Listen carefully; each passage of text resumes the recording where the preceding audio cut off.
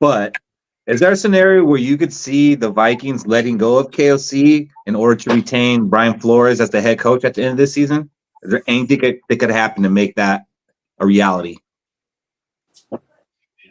Yeah, I think Flores goes somewhere else. Yeah, he's bouncing. Just pull out. What if like the offense like ends up being ranked in the bottom 5 without injuries this year, and our defense ends up ranked top 5? We know that's going to happen, though. You look at what we have on paper right now. That's what's probably going to happen. We got So- this wide receiver. So you're gonna if that happens, you're gonna let Flores walk and keep KOC? What are we going to do? Like, It's happened a lot of times. Yeah, we let Billick walk and kept Dennis Green. So let's keep doing what we did wrong then, right? And Dungy. I think the Wills Yeah, let go of everybody.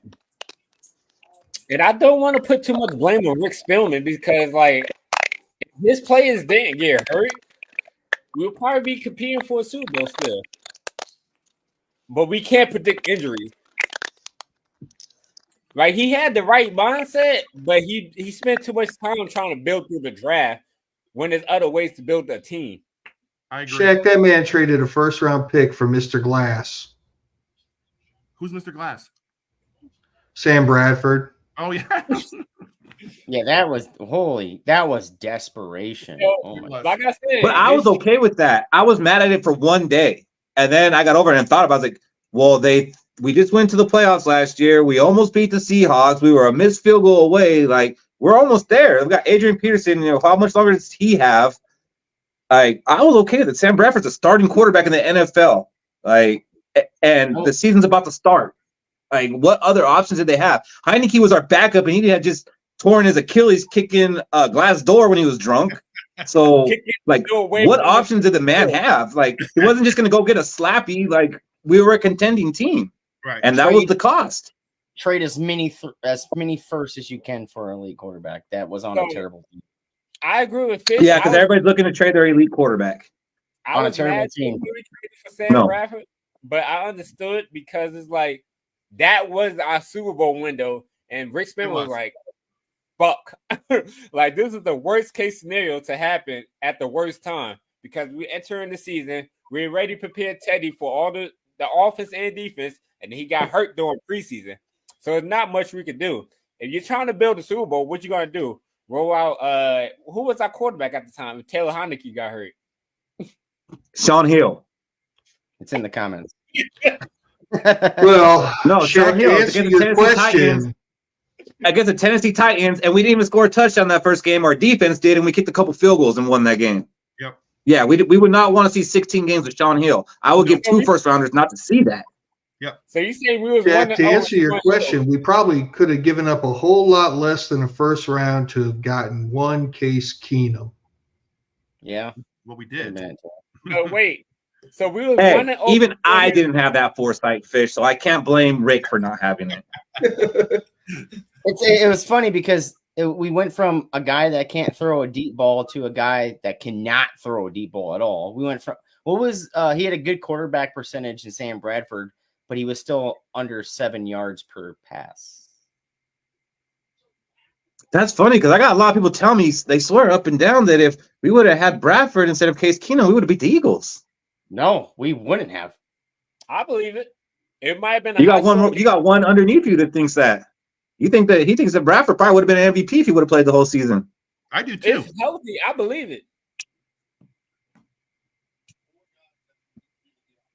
It might Okay, have we been need content. Go ahead and tell me why. I'm sorry. I'm speechless. Did you see that? Me Saints too, game? but Do you remember the Saints game? I remember the game, but David, I also remember the year before where we started off 5-0 with him and went 8-8 to finish the season. And had no offensive line. When we say we have no offensive line, the reason we still say we have no offensive line is because of the 2016 offensive line. That is why people can't continue to say we have no offensive line. It happened. What about the year our offensive line coach great. In died? 2018, it sucked again. Shut the fuck up. No, Sorry. no, Shut the flim flam up. No. That's not Shut wrong. the flim flam up. That was the year. I'm just saying, if we had Sam Bradford, the offense would look way better than when we had Case Keenum against the Eagles. Case Keenum had to come in for Bradford on the Monday night game against the Bears, where Bradford started that game and couldn't get shit going. We were losing the game. Case Keenum came in, the offense looked formidable, and we won the game. You can't say Don't tell me. You got nothing to say that Bradford. You have nothing to stand on, bro, to say that Bradford would have done any better. There's nothing to stand on except for hate for Case Keenum. Healthy Bradford. I can't wait to timestamp this shit. That Bradford for 2016 did not look like that Bradford who played the Bears. That Bradford who played the Bears looked like he didn't know he couldn't move in the pocket. That Bradford who played the Bears is the same one who played the Saints. No. It was. It was like 2 weeks apart, bro.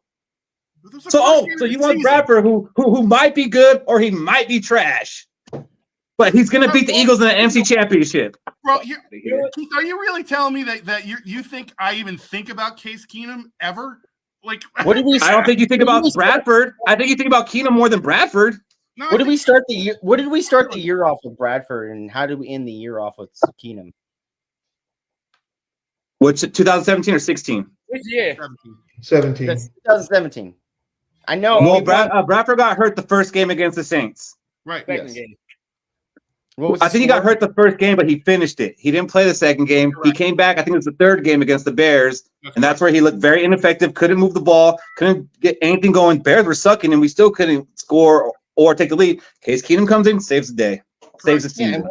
Weren't the Bears like trash that year and went up for Mitch Trubisky the following year?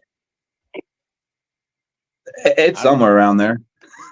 Jesus. I'm just saying, like, you can say the Case wasn't good or it was lucky, this and that, and that's fine. Actually, it's not fine. You're wrong. I'll debate you on that. But you're not going to argue that Bradford would have taken us to the Super Bowl and get away with it. Fish? Oh, no. I mean, I've told you before, I think it was lightning in a bottle, but it was a glorious season. I think it was magic. Do I think if Keenum would have come back in 18 that we would have been even close to what we did in 17? No, I think the stars lined up and it was just incredible. Just like 09 versus 10, 17 was something else. Do I think if Sam Bradford would have come in versus the Eagles, we would have won? No. Nothing was stopping that. Nothing was stopping us from getting smoked. Leonard. The biggest what ifs of my life will be what would have happened if Case Keenum came back in 2018. Because I'm tired of hearing everybody say, "Oh, was this lightning in a bottle?" But the motherfucker did it for like 15 games. Like, it wasn't like, "Oh, he came in, got hot for 4 games, did good in the playoffs," like Nick Foles did. Like, the dude did it the whole season. He was like, the chemistry was undeniable with the offense. Like, they all loved each other. They gelled together. That means something. That means sometimes more than skill or talent alone. Just having that gel, that connection. That's something. Kirk never had that in 6 years with the team. So Zimmer to tell me it couldn't happen in 2018. Okay, cool. Zimmer hated Keenum. Zimmer hated Keenum, and he talked about it openly. He loved Kirk, right? He did not like it. There was not that symmetry that you're talking about. Are you kidding me? Wait, did I say he had symmetry and all this with Zimmer? Did I say he had it with the offense? The team. Who actually was involved in the offense. Zimmer wasn't involved in the offense, so I don't care what Zimmer thought about the offense. To be frank. So yeah, the defensive coordinator, head coach you don't care what he has to think. Okay. With the Zimmer thing, it's like I don't, because he didn't care about the offense. Did you know that he didn't start meeting with Kirk till the fucking last season of his tenure? He didn't meet with his own quarterback. He didn't want the signing because there was issues in the front office. Okay, he didn't want Kirk. He didn't want Case. He didn't want Kirk. He wanted Teddy, but Teddy got hurt. He loved Teddy. What Leonard is saying is true. So the problem was when Teddy got hurt. No shit, he didn't like Case. We all know that. Like, but he's not introducing nothing new here. Hi, Mike. So when Teddy got hurt, and I never said the chemistry was with the coach. I said the chemistry was the players on the field. You saw Case, Diggs, and Thielen, and those three there hasn't been a better connection since then as a top 3. All right. I'm sorry, Shaq. I keep stopping you, talking over you, but you get me on this subject. That's what I'm going to do. I'm going to shut up. Go ahead, Shaq. That's basically what you and Leonard was saying. It's kind of like Zimmer really loved Teddy. Like, that was his favorite quarterback. And then when he saw him got hurt, it was like, damn, he lost a part of himself. And it's kind of like, and he kind of went. It's whatever at this point. And Case Keenum showed that he may not be an elite quarterback, but he did just enough to continue what Teddy was doing. And then when Spiller signed Kirk, Zimmer was just basically like, I'm gonna just run the defense and then let the offense do whatever, because at the end of the day, my point don't matter, and it is what it is at this point. Because after that, I feel that's the way it was even before that, even before Kirk. I don't think he cared about the offense. You can go and talk to the people who go to practice and stuff. They said he was never around the offense. He cared about his defense. He always wanted to draft a cornerback. Like, he cared about the defense. Right. I feel like he cared about the offense. It's just not like he cared less once Teddy got hurt. And then he wanted to win games 12-9. Yeah, he did. Yes, he Yeah. did. And he did as long as you win the games. I think the thing about Keenum that you're right about, Keith, is that he would win games with heart. He'd scramble. He'd make this crazy fucking play and that's why Zimmer hated him so much, because he kept saying he got lucky. But the reality is that the dude was winning games with heart. And to that, and he had the number one defense. To that point, I don't think Sam Bradford could have done that or won over their hearts the way he did because he played with heart. However, you can't compare their arms. You can't compare their touch. You can't compare their deep ball.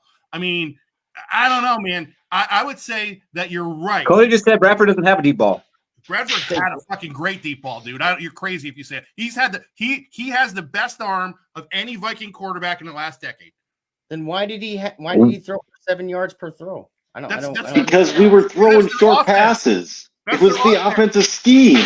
Cody, come on now. Are you telling me that if you have an offensive scheme that's run the ball 60% of the time and then your passes are slot passes, like slants, like 5-6 yards?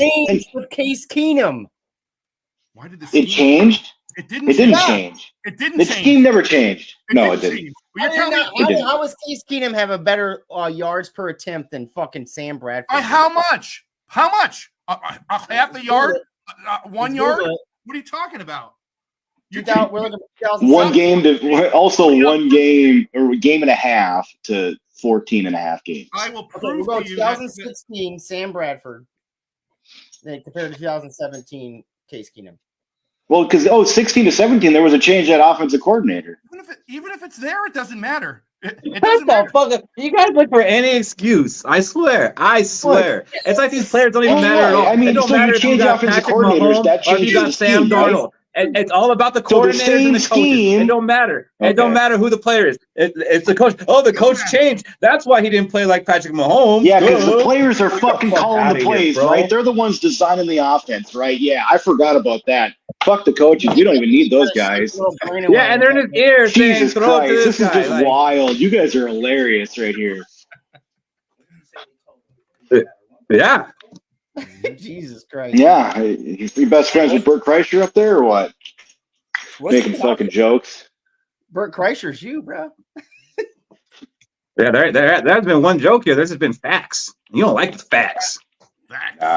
Yeah, you don't like the facts, but that's okay. We'll continue. I do, and I give them.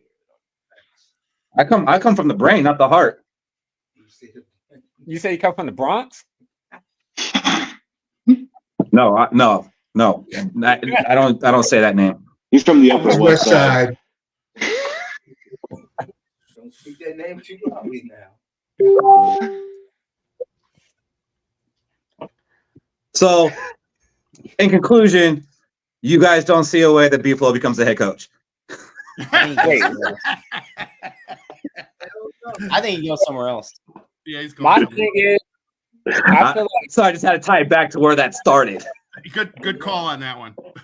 I feel like the only way he's gonna become a head coach is the owners. He stops suing them.